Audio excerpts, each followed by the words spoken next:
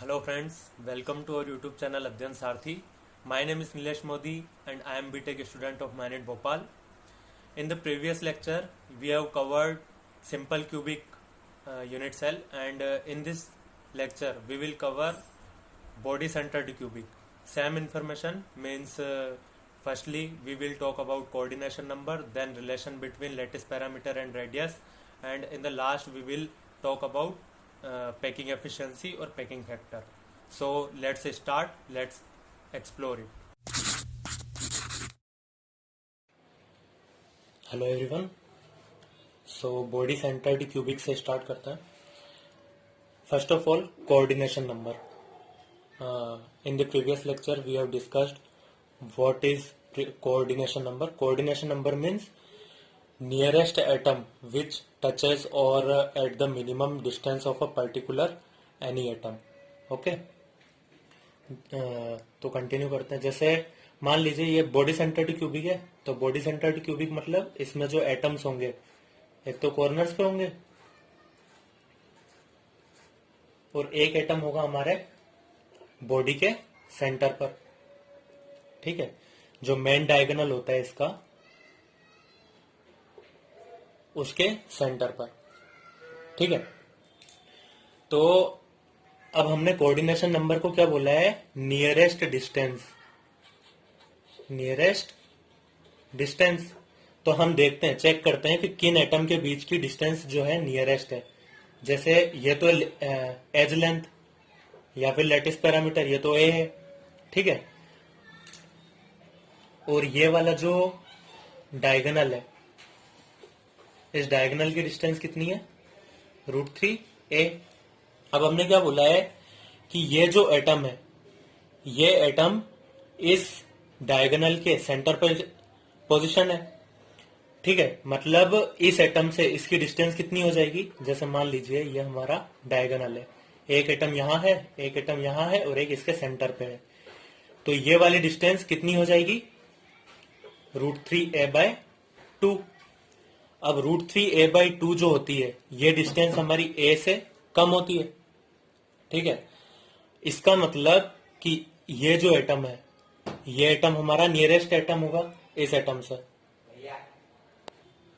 मतलब हमारे किसी भी पार्टिकल से जितने एटम √3a/2 डिस्टेंस पर होंगे वही हमारी क्या होगी? Coordination number. तो चलिए कैलकुलेट करते हैं. हम लेते हैं अपना सेंटर एटम. ठीक है, जैसे ये हमारा सेंटर एटम है, तो इस सेंटर एटम से यहां जाने पर, √3a/2 जाने पर हमको एक कॉर्नर मिला. ऐसे ही दूसरी तरफ जाने पर दूसरा कॉर्नर मिला. ठीक है, ये वाला.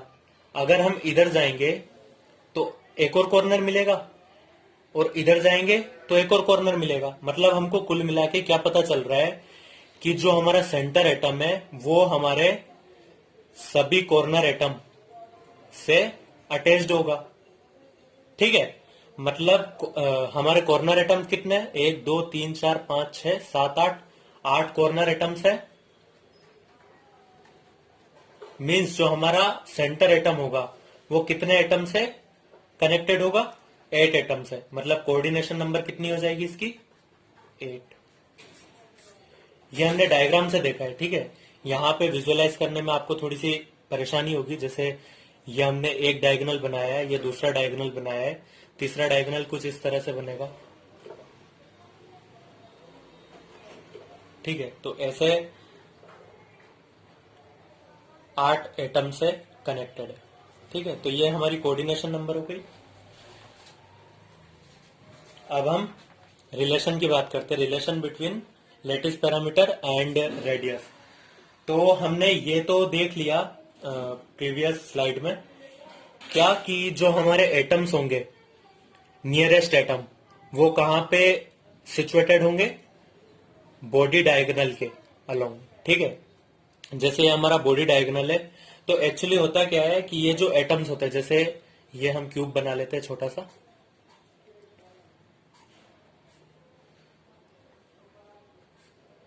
ठीक है, तो ये हमारा बॉडी डायगोनल है. तो इसके जो एटम्स होते हैं वो कुछ इस तरह से होते हैं. सेंटर का एटम, फिर ये, मतलब आपस में एक दूसरे को टच कर रहे होते हैं. जैसे इसी को हम अगर यहाँ पे देखें तो एक एटम हमारा यहाँ होगा, एक एटम हमारा यहाँ होगा और एक एटम हमारा यहाँ होगा। ये तीनों के पार्टिकल साइज सेम ही होंगे, ठीक है। अब हम यहां से लेटिस पैरामीटर ए और आर के बीच में रिलेशन निकालते हैं। तो ये वाली डिस्टेंस हमको पता है कितनी है, length of body diagonal it is √3a, okay, and we assume its radius is r, so that is r and it's a whole atom. Whole atom means it's a diameter means 2r, okay. तो इस figure से हम क्या बोल सकते हैं कि r plus 2r plus r equal to √3a means √3a equal to 4r। ये हमारा रिलेशन हो गया किस किस के बीच में, relation between lattice parameter and radius of the atom. किसके लिए, बीसीसी के लिए। लास्ट चीज डिस्कस करते हैं पैकिंग फैक्टर। तो पैकिंग फैक्टर हमने डिफाइन कैसे करा था, पैकिंग फैक्टर या packing efficiency volume of atoms divided by volume of unit cell, ठीक है। तो पहले एक एटम का volume 4/3 pi r cube into number of atoms. तो नंबर ऑफ एटम्स बीसीसी में कितने होते हैं, 2। इफेक्टिव नंबर ऑफ एटम्स आप पिछले लेक्चर में सीख ही चुके हैं। और वॉल्यूम ऑफ यूनिट सेल हमारी कैसी है, क्यूबिक है, सो ए क्यूब। अब हम सीधा रिलेशन निकालते हैं, यूज कर लेते हैं relation √3a equal to 4r, ठीक है।